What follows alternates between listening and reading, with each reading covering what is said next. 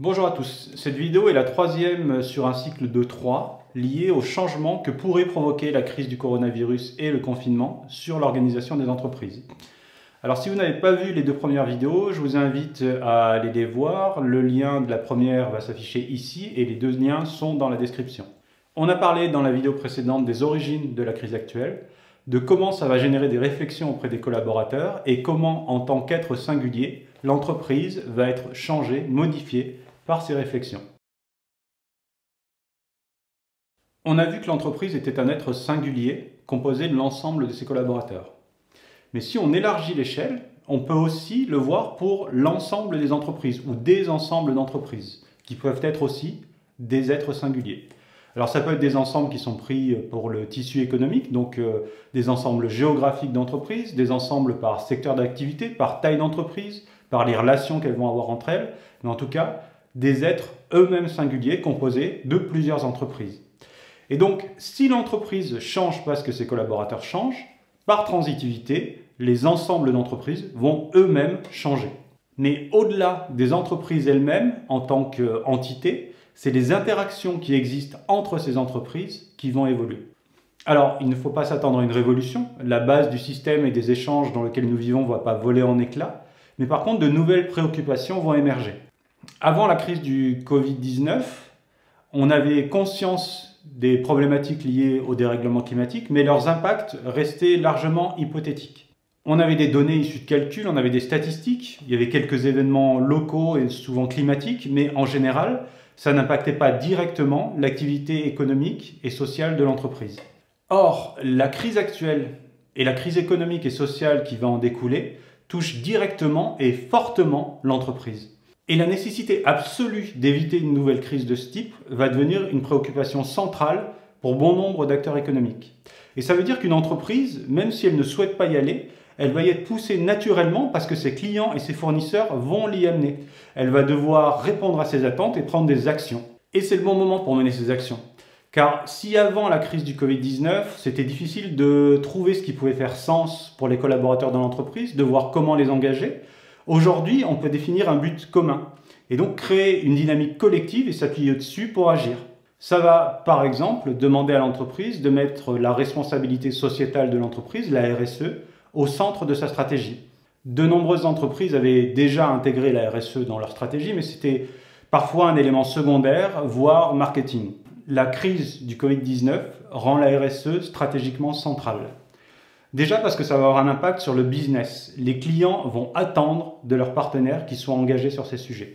Et aussi parce que ça va avoir un impact sur l'entreprise elle-même, déjà pour les collaborateurs, et on en a parlé juste avant, mais aussi sur la marque employeur et la capacité de l'entreprise à attirer des nouveaux talents. Mais aussi parce que si on veut éviter une nouvelle crise, il va falloir qu'on le fasse tous ensemble. Ça ne peut plus être une préoccupation secondaire ou satellite. La pandémie actuelle nous montre de façon nette la nécessité absolue de créer un modèle économique durable. Et attention, il ne s'agit pas de remettre en cause notre économie ou de tomber dans une vision utopique. Au contraire, c'est quelque chose de très pragmatique. La question est de savoir comment nous voulons faire évoluer nos organisations pour qu'elles soient rentables et résilientes, respectueuses des êtres humains qui les composent, respectueuses des autres organisations avec qui elles travaillent et en harmonie avec l'écosystème dont elles font partie. Alors je vais essayer maintenant de vous donner quelques pistes d'action sur ce qui pourrait être mis en œuvre dans l'entreprise pour avancer dans ces nouveaux contextes. Alors je ne suis pas économiste, je vais me concentrer sur ce que je connais, qui est l'organisation des entreprises, et ici on va parler de transformation. Le sujet de la transformation, qui était déjà une préoccupation des entreprises avant la crise du coronavirus, devient central dans la stratégie de l'entreprise. Il faut répondre à 3 questions. Comment faire en sorte que l'entreprise se relève après la crise, s'adapte à un monde bouleversé, et soit en capacité d'aborder de nouvelles crises de ce type. Alors, il ne s'agit pas de jeter à la poubelle tout ce qu'est l'entreprise, surtout pas d'ailleurs. Il s'agit de la faire évoluer et de faire en sorte qu'elle soit en capacité de s'adapter. Et qu'en s'adaptant, elle arrive à avoir un impact positif sur son environnement. Donc voilà quelques idées à mettre en œuvre. Tout d'abord, avant de savoir où aller, il va être utile de savoir qui on est et où on est. À la sortie du confinement, lorsque tout le monde va revenir dans l'entreprise et avant de reprendre une activité comme si de rien n'était, il pourrait être intéressant d'organiser un atelier avec l'ensemble des collaborateurs pour faire le bilan. Un travail collectif pour partager ensemble la situation dans laquelle se trouve l'entreprise, et faire appel à l'intelligence collective pour savoir comment elle doit évoluer. On pourra par exemple faire un retour sur comment a été vécu le confinement par les collaborateurs. Qu'est-ce qui a été difficile? Qu'est-ce qui nous a manqué? Mais aussi, qu'est-ce qui s'est bien passé? Qu'est-ce qui est survenu auquel on ne s'attendait pas? Et éventuellement, qu'est-ce qu'on a vu de l'entreprise qu'on ne connaissait pas? Et est-ce que c'est bien? Est-ce que c'est mal? En termes de management, il y a énormément d'apprentissage à tirer de cette expérience. Et il serait dommage de régresser et de revenir en arrière et de ne pas s'appuyer sur ce qui a bien fonctionné. Je pense par exemple au télétravail. Si votre entreprise était réfractaire au télétravail avant de rentrer en mode confinement et qu'elle a dû le mettre en œuvre de façon assez brutale, est-ce que ça s'est bien passé ou est-ce que ça a fini par bien se passer? Et est-ce qu'on peut le rendre un petit peu plus systématique?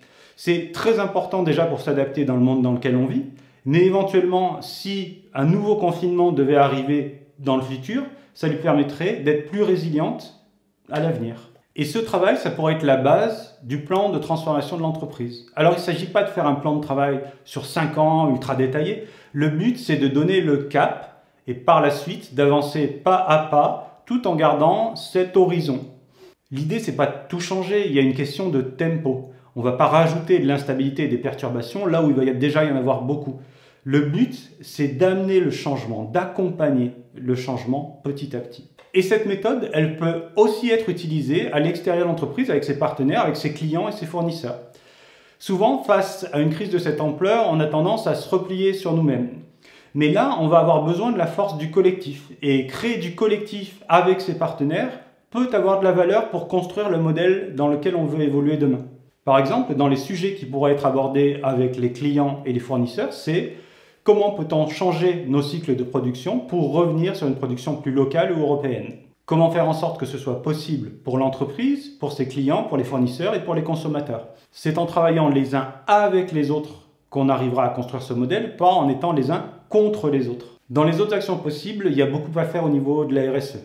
Malheureusement, face à la crise économique vers laquelle nous nous dirigeons, on risque de minimiser encore plus la politique RSE des entreprises pour se concentrer sur des objectifs économiques court et moyen terme. Or, les deux ne sont pas opposés. On l'a vu, la politique RSE de l'entreprise va l'aider à consolider ses relations business, va l'aider à engager les équipes et à affirmer sa marque employeur. Intégrer la RSE à la gouvernance de l'entreprise, au comité de direction par exemple, permettrait d'élargir les points de vue, d'élargir la réflexion et donc d'aider la prise de décision dans un contexte incertain et difficile tel que celui que nous vivons actuellement.